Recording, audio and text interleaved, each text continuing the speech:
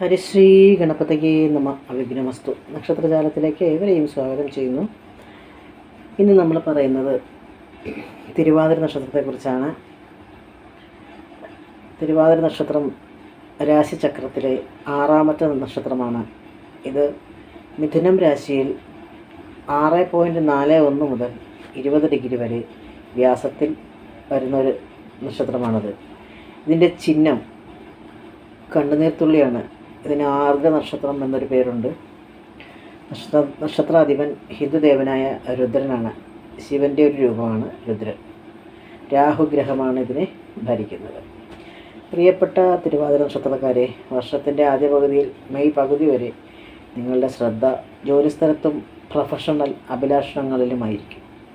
നിങ്ങളുടെ പൊതു പ്രതിച്ഛായ അതിശയോക്തിപരമായി മാറിയേക്കാം. മറ്റുള്ളവർക്ക് ഒരു മിഥ്യാധാരണ സൃഷ്ടിച്ചേക്കാം. നിങ്ങളൊരു ഫ്രീലാൻസറായി ജോലി ചെയ്യുകയാണെങ്കിൽ ജോലിക്കായി വിദേശയാത്ര നടത്തുകയോ കൂടുതൽ വിദേശ ക്ലയൻറ്റുകളെ ആകർഷിക്കുകയോ ചെയ്യേണ്ടതായിട്ട് വരും. നിങ്ങളുടെ ജോലി സ്ഥലത്ത് വിദേശ സ്വാധീനം അനുഭവപ്പെടാം. ഇത് ഒരു ബഹിരാഷ്ട്ര കമ്പനിയിൽ മാറ്റം ആഗ്രഹിക്കുന്നവർക്ക് നല്ല ഒരു സമയമായി മാറുന്നു. എന്നിരുന്നാലും 2025 നക്ഷത്രജാതകം പ്രവചിക്കുന്നത് നിങ്ങൾ നിലവിലുള്ള ജോലിയിൽ തന്നെ തുടരുകയാണെങ്കിൽ, പ്രത്യേകിച്ച് പ്രതികൂലമായ ഒരു ദിശയിലൂടെ കടന്നു പോകുകയാണെങ്കിൽ ജോലിസ്ഥലത്ത് വെല്ലുവിളികളും അഭിപ്രായ വ്യത്യാസങ്ങളും നേരിടേണ്ടി വന്നേക്കാം എന്നാണ്. നിങ്ങളുടെ ജോലി ഉപേക്ഷിച്ച് നിങ്ങളുടെ അഭിനിവേശം പിന്തുടരാനുള്ള സാധ്യതയുമുണ്ട്. ഇത് നിങ്ങളെ അസാധാരണമായ തൊഴിൽ തിരഞ്ഞെടുപ്പുകളിലേക്ക് നയിക്കും.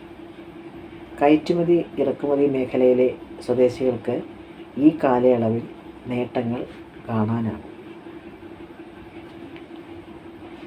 അപ്പോൾ നിലവിലുള്ള ജോലിയിൽ തന്നെ തുടരുകയാണെങ്കിൽ, പ്രത്യേകിച്ച് പ്രതികൂലമായ ഒരു ദിശയിലൂടെ കടന്നു പോവുകയാണെങ്കിൽ ജോലി സ്ഥലത്ത് വെല്ലുവിളികളും അഭിപ്രായ വ്യത്യാസങ്ങളും നേരിടേണ്ടി വന്നേക്കാം എന്നാണ് നമ്മൾ ജാതകം പറയുന്നത്, നക്ഷത്ര ഫലം പറയുന്നത്. അത് നിങ്ങളുടെ ജോലി ഉപേക്ഷിച്ച് നിങ്ങളുടെ അഭിനിവേശങ്ങൾ പിന്തുടരാനുള്ളൊരു സാധ്യതയും കാണുന്നുണ്ട്.